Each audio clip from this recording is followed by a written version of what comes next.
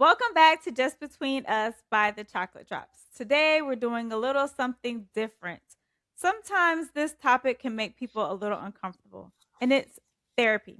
Therapy, when especially talking about our mental health, our mental overload. Sometimes it comes off as a stigma or misunderstanding, especially in our community. Many people feel like you could just pray your problems away or just do a little, go to church, go get your Bible, do those things, and then it just magically just goes away. But is therapy something that people need to have? And those are the things that we're going to be talking about today. The stigma behind therapy and mental health, and how we can come across to where we can tell people it's okay if you need therapy or you have a therapist. So we're going to jump right into it. Is therapy a weakness or a strength? What do you guys think? I would say that going to therapy is definitely a strength. It shows that you're self-aware and that you want to improve yourself and become a better person. So I think that if you seek therapy, and it shows that you're on a path of self-improvement and Mhm. growth. Yeah, I agree. I think it's a strength as well, and I think it's just something that you use has like a additional aid to help you on your either self-healing journey or just like you said, being more self-aware. So I think it's a Yeah. strength. And I gotta say, 20 years ago, me would have been like, she in therapy? Oh, she crazy. Something wrong with her. And I did not Right? fully understand like mental health. And so just as experiences continuing to live, dealing with family members who are dealing with mental health, you kind of, your mindset, your vision of it all kind of shifts and it becomes different. So now, if you ask me, of course, I'm going to say it's definitely a strength because it's just like going to a doctor. You would look at somebody with a broke leg walking around and think, what is wrong with you? Go to the doctor.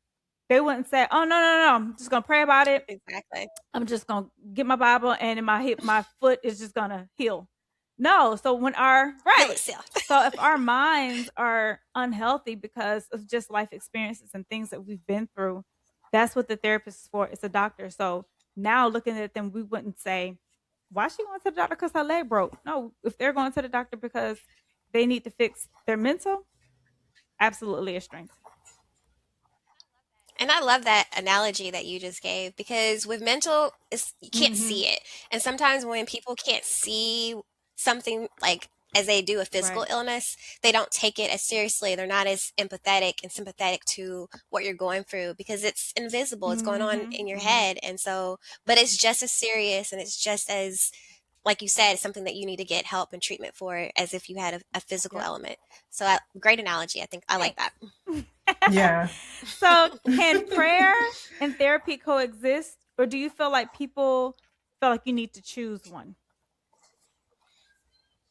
Oh yeah, absolutely. They definitely can coexist. I had a Christian-based therapist before, and when working through like different coping mechanisms, the last one, if you have faith, is usually can you pray about it, leave it in God's hands, because sometimes there's things that come up that there's nothing you can do Right. about it. There's no fixing at this point. So like the only thing you can do is pray about it and throw your burdens on God at that point. So yeah, I definitely think they can Yeah. coexist.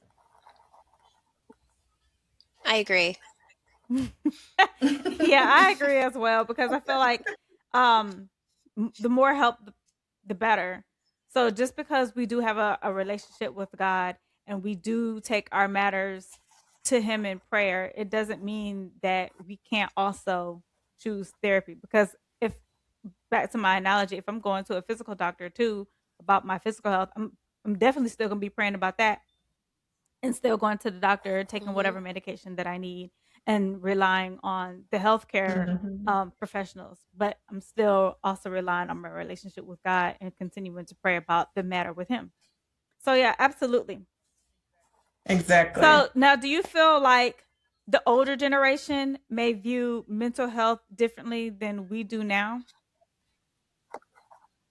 Yeah. Absolutely. I feel like old school people are like, "What?" Like you said, the 20-year version Yeah. of you, they're like, if someone's going to therapy, they're crazy, like, and they will use that Mhm. word. And so, like, I feel like that older generation is just like, "No, you don't need it. What you need is to just, like you said, pray about it or just like get stronger, let it go, Mhm. man up or whatever the terms they like to Yeah. use."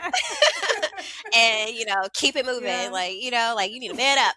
So I definitely feel like the old generation would just be like still kind of doesn't fully understand like the therapy, and it's all about just trying to figure it out and handle it on your own, and that like if you aren't able to, then something's wrong with you or you're weak. Mhm. But I feel like this new generation really sees the value in getting and taking care of their mental health.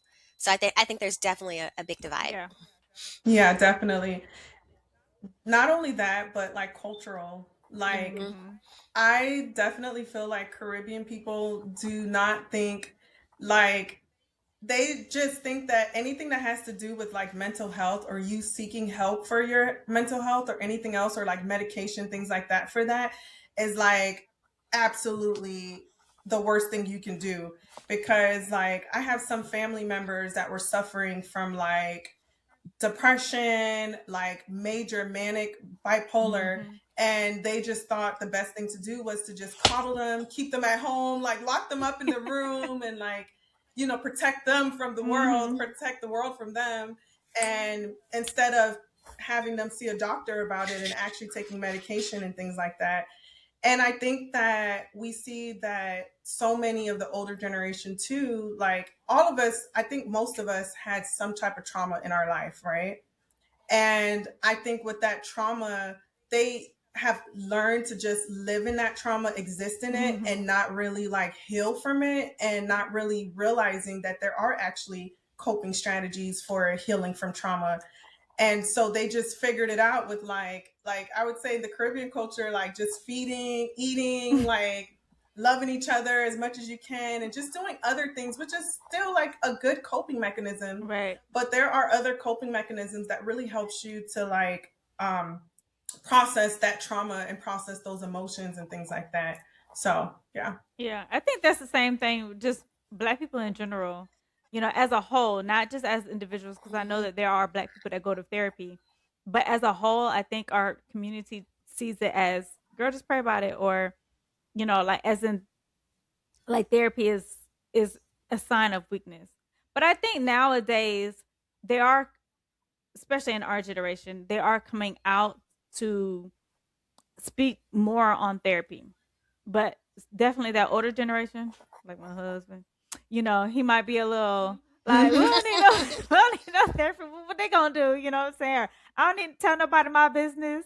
That's another thing. Like they feel like, ain't telling Hmm. people my business. I don't need to open up to all them, and then even some I feel like may not even know how to communicate what it is that they're feeling, effectively. Yeah. Yeah. Which brings me That's a big one. yeah. Yeah. So which brings me to my next question. Do you feel like it's easier for men or for women to admit that they need help?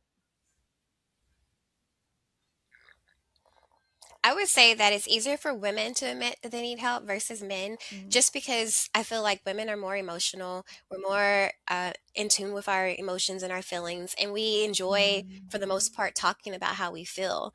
Whereas men usually they rather not talk about things, or they rather just try to just suffer in silence alone, or just do other things to not think about it. But like for us, I think for most women, we like processing our feelings and Mhm. talking about it, and it's like a relief. That's why we have group chats where we vent and we talk to our girlfriends, because it makes us feel better Yeah. to be able to get those things off our chest and to Mhm. release it. Mhm. And I don't think that like men have that same outlet. Like I think they might do it in other ways, like maybe like playing sports or being active. But as far as like, wanting to just naturally share those feelings and things, I don't know, from my experience, I don't think that like most men are really into that Right. as much as women. Yeah, they're definitely a little bit more skeptical to releasing or talking to someone or trusting that they can Mhm. release those emotions or talk Hmm. about things like that because of the way they've been trained and taught is to like hold it in, deal with it yourself. Don't show. If you talk too much, you seem too emotional. You seem like you know, like, why are you talking so much? Why are you expressing so much?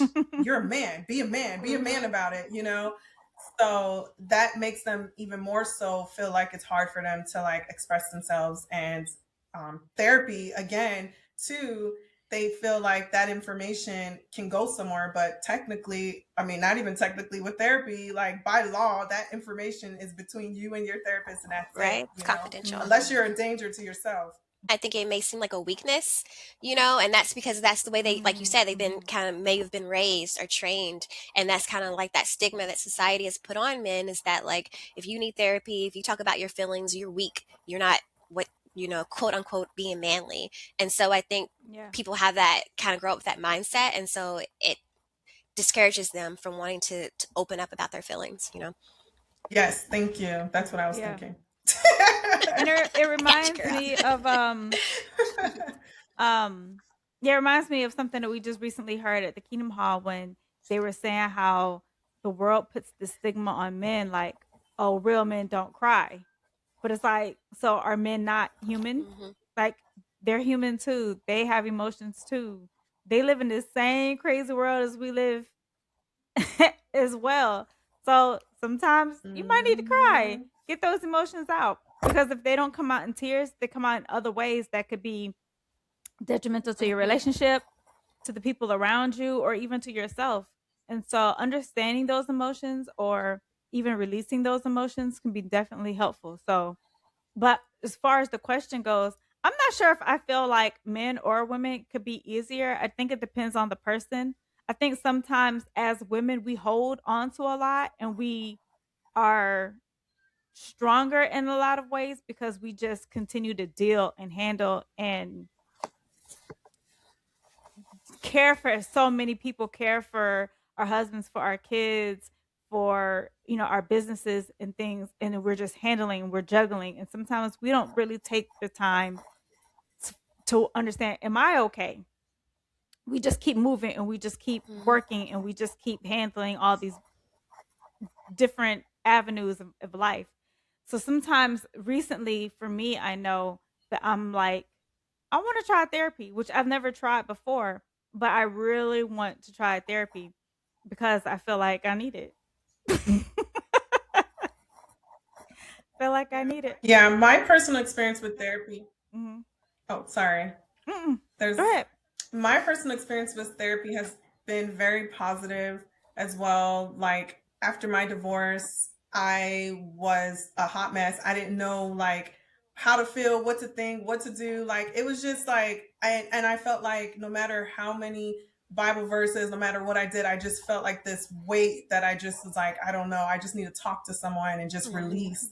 I mean, I talked to a lot of friends, but it was just not enough.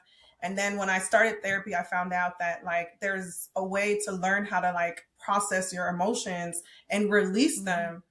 And that made so much sense to me. And it made so much sense thinking of like the generations before us, like how they didn't really know how to release those emotions. And so, like, when you think about generational like curses or traumas, like those things have been like passed down from generation to generation because they were never released and Yeah. they were never like they never learned how to like deal with it, process it, and communicate it to their children so that they wouldn't carry that same trauma or burden. So Hmm. Yeah. I think that it's something that is just like so beneficial for us to like learn how to communicate better, learn how to um process things better. Because what I learned, the biggest thing I learned in therapy is how powerful our minds are and how most of what is affecting us is all in our head. It's Right. not even real. That's like the Hmm. biggest, crazy part about it is like most of what's happening is not real at all. It's literally our minds. It's literally all in our head. And when you talk to yourself through it, and you realize like, oh, why am I so upset about this? Oh, actually, everything that made me upset about it was because I was making assumptions. It's because I was thinking that people think this way, or Mm. it all had to do with everything that was not actual facts. And that's what that's what a lot of my sessions were helping me work focus on the facts and not focusing on what I thought people thought or assumptions and things like that. So I definitely recommend therapy for anyone who is just struggling, even with like a negative thinking or just constantly insecurities or things like that, because most of the time it's just our own thoughts that are attacking us that are not actually real or factual. And when you learn how to break that down and debunk it, you become a healthier person mentally. Yeah, I like that. And I definitely agree. Well, when I was listening to Keisha thinking, I kind of had a light bulb in my head go off as I was listening to her talk and about like an assumption that I also probably dealt with because before really getting more into therapy, you always kind of like, I always assumed that like, oh, people who go therapy have to have like depression Mhm. or anxiety or have some type of like label or, you know, illness or whatnot. But like really, like you said, it's just about being healthy mentally. So the same way like you go to the gym and exercise to Yeah. like be preventative and take care of your heart and take care of your body, like why not do that for your mind? And so as she was talking, I'm like, I never really viewed it that way. That like even if you don't have necessarily a mental illness or something like that and you're just like struggling, it's still a great way and a great tool just to help you be healthy mentally. So I just wanted to add that. Oh yeah, and one more That's a good point. point. Also wanted to mention that I had a yes, and I also wanted to mention that I had a friend tell me that she was always afraid of going to therapy because like she knew that like mental health ran in her family, and she was afraid that like she would get like diagnosed with something crazy and then it would be on her record and then it Mhm. would affect her getting jobs and it would affect her like pretty much it came down to like someone really thinking that like they did have some type of mental health issues, like, but they were afraid of how that could affect like their work, their environment. Like they thought that they would get locked away, and Mm. I'm Wow. like, no girl, that's that's yeah. And so I didn't even know that was like a real fear, so I was just thinking that that's something that probably other people think, that like Right. somehow you're going to get locked away or you're going to get categorized as someone that is. And the truth is the only time that you would ever get locked away is if you're a danger to yourself, and that's just to protect you from like committing suicide Mhm. really. But for the most part, and then also there's a difference between therapy and going to see a psychologist, because a therapist cannot prescribe medication for mental health, but they would refer you then to a psychologist who Psychiatrist, will, yeah. a psychiatrist, thank Mhm. you. They would then refer you to a psychiatrist who at that point would prescribe something, if, and that's Right. still your choice at the end of the day. If your therapist is like, Hmm. hey, you might want to take something for depression, then they would refer you to a psychiatrist, but that's still your choice if you don't want to take medication or not. So at the end of the day, it's your choice. No, you're not going to get locked away, and no, it's not going to get categorized on your record somewhere that you can't work as a nurse anymore. Right. So I just wanted to mention that. Yeah. Right. So, I want to hear from you guys.